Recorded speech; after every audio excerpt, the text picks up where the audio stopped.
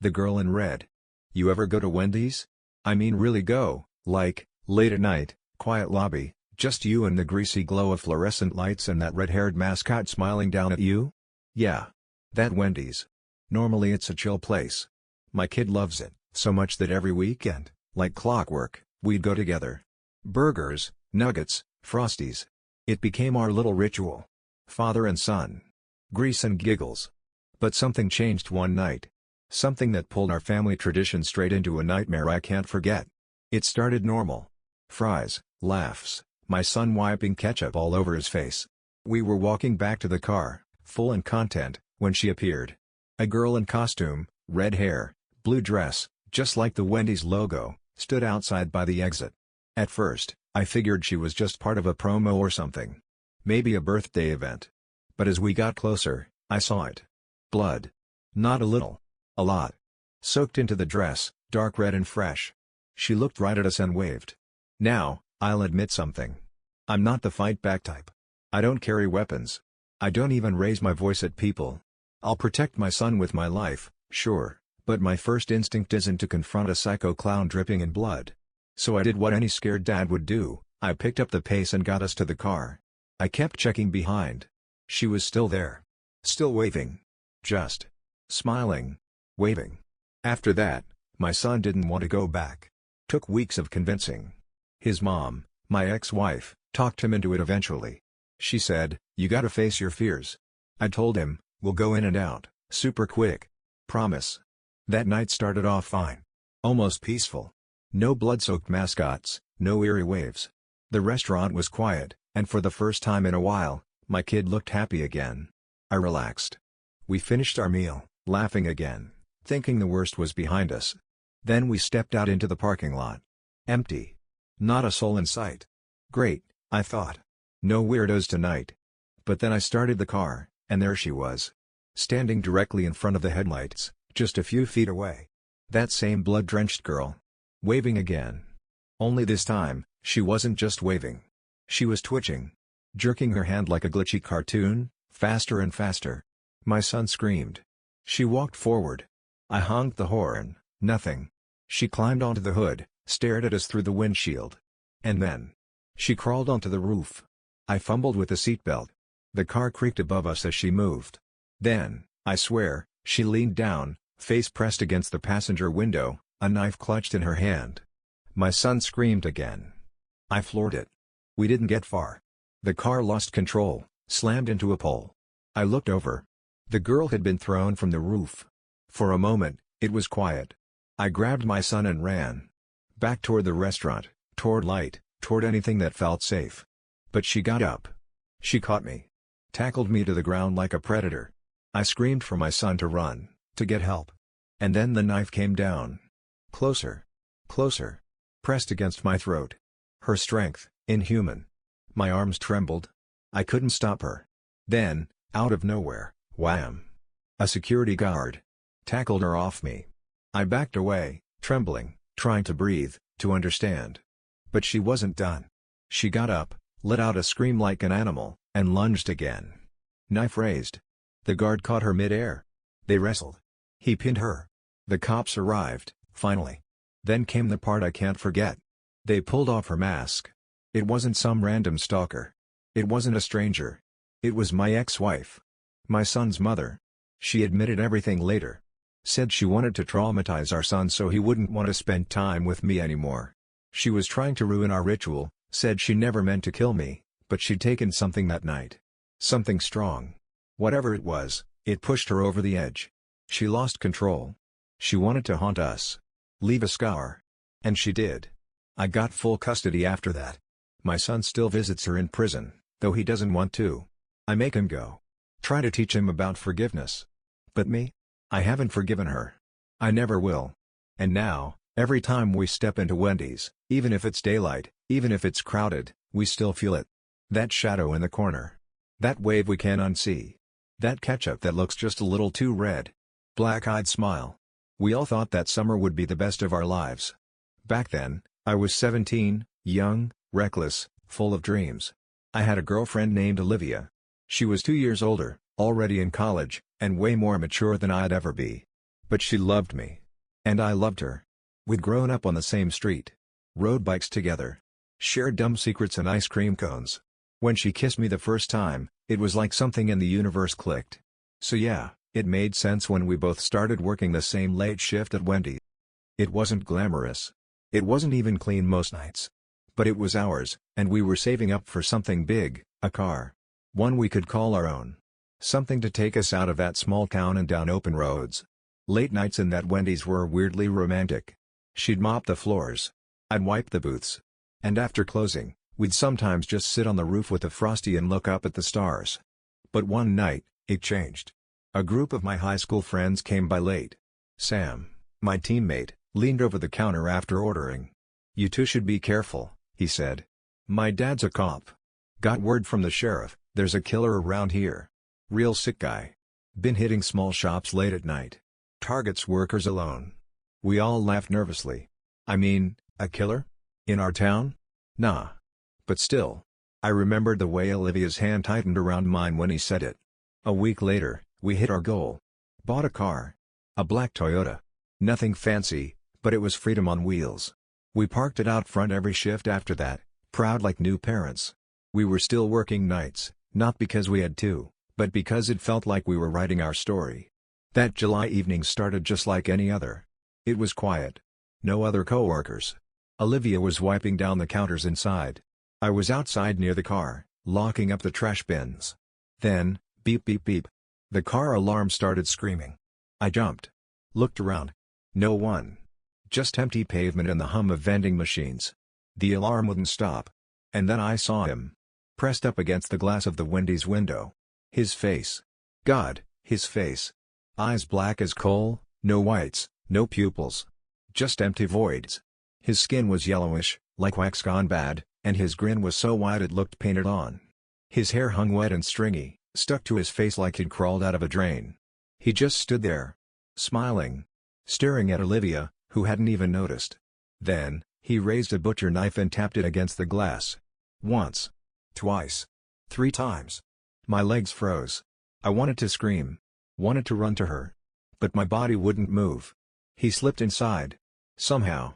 Quiet as a ghost. I couldn't even remember if the doors were locked. I ran, heart pounding in my ears. By the time I flung the door open and sprinted behind the counter, it was too late. She was there. On the floor. Covered in blood. Throat sliced. Dozens of stab wounds. Her eyes wide open, staring into nothing. The knife lay beside her, gleaming red. I dropped beside her, screaming her name, sobbing into her hair, rocking her lifeless body. But the killer? Gone. I mean it, gone. Vanished. No exit. No back door. I didn't even hear footsteps. No one walked past me. He just disappeared. The next thing I remember, the cops were pulling me off her. Lights flashing. People shouting. I don't even remember calling them. Maybe someone heard me screaming. That's when it all got worse. The cops said it was an open and shut case. They said I killed her. My fingerprints were on the knife, from when I picked it up in shock. No one else's prints. No bloody footprints but mine. No sign of a break-in. No forced entry. Nothing. They told me I snapped. Got jealous. Lost it. They told me I was a murderer. I spent the next 35 years locked away for a crime I didn't commit. Not one person believed me. Not my friends. Not my parents. No one. 35 years. Now, I'm standing outside that same Wendy's. An old man. Free, but not really. Olivia's ghost follows me everywhere. I still dream about her sometimes. Still see her face, frozen in that moment. Sometimes I ask myself, what if the cops were right?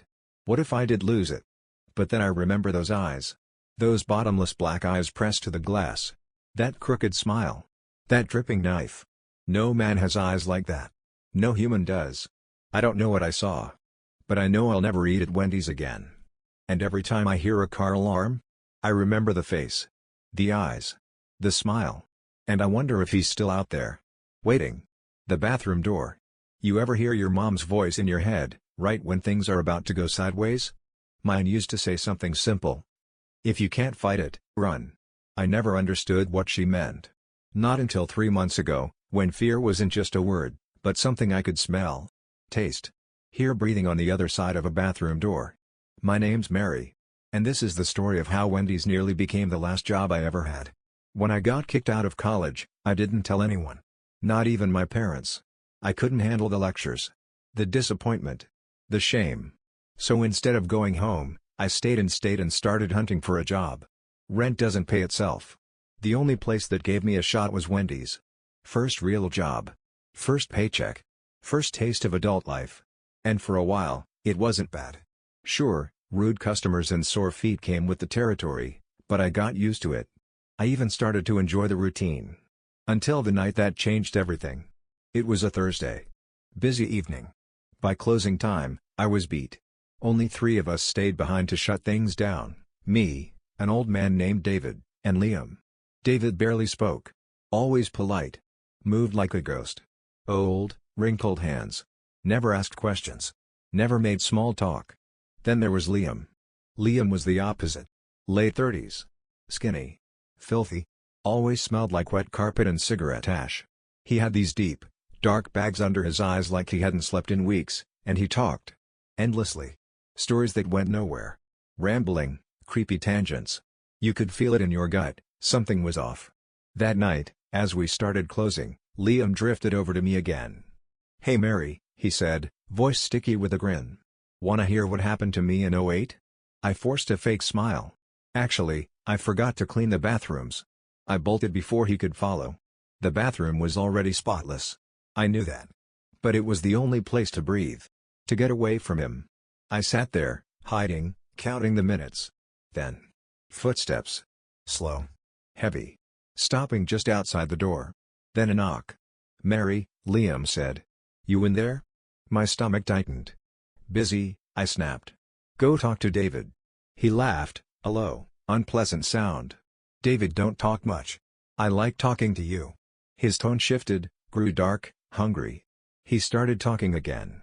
But this time it wasn't about his childhood or his dog. It was about his sex life. Graphic.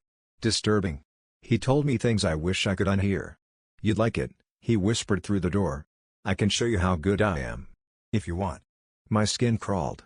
"Leave me alone," I screamed. Silence. Then bang. The door shuttered. Bang bang bang. He was trying to break it down. I screamed for help. My voice echoed off the tiles. My heart was racing so hard I thought I'd pass out. Another crash. And the door snapped. He was inside. Eyes wide. Dilated. Lips twisted in a grin too wide for his face. "Of course," he whispered, staring at me like I wasn't even human. "Of course you want me." He moved forward. I froze. Then, glass shattered. A bottle. From behind him. David. Shaking. Breathing hard. Holding the jagged remains of a broken soda bottle like a weapon. Liam turned, blood dripping down his head. And laughed. He didn't even flinch. Just kept walking toward me. Grabbed my wrist, fingers cold and bone-thin. Like a skeleton. His grip was inhuman. David tackled him from behind. They struggled. David tried to pull him off me. But Liam was strong, way too strong. He slammed David into the floor. Hard. David didn't get back up. And I, still frozen, couldn't move. Couldn't scream. Couldn't breathe. That's when I heard my mother again. "If you can't fight it." I snapped out of it. Pushed Liam back. He came at me again. But I slipped away, bolted down the hall, out the front door. Blue and red lights were already flashing across the parking lot. Sirens. Police. David had called them before he came to help me. I collapsed outside, crying, shaking, trying to explain what happened. The officers moved past me, into the restaurant. Then I heard one of them shout. "He's running." 3 shots. Then 6. Then 9. Liam didn't go down easy. Later, one of the cops told me it was like he was on something, stronger than anything they'd seen before. Something that made him feel no pain, no fear, no limit. He wasn't just a creep. He was a predator. Fueled by whatever drug twisted his brain into something else entirely. They carried David out. He was conscious, thank God. Banged up, but okay. I thanked him. I thanked the officers. But I never went back. I quit the next day. I called my parents. Told them everything. My dad didn't hesitate. "Come home." And for once, I said yes. I still don't understand what Liam was. Just a sick man? Or something darker? All I know is that even now, months later, I still hear his voice in my dreams. Of course you want me. And every time I walk past a fast food bathroom, I feel my hands start to shake,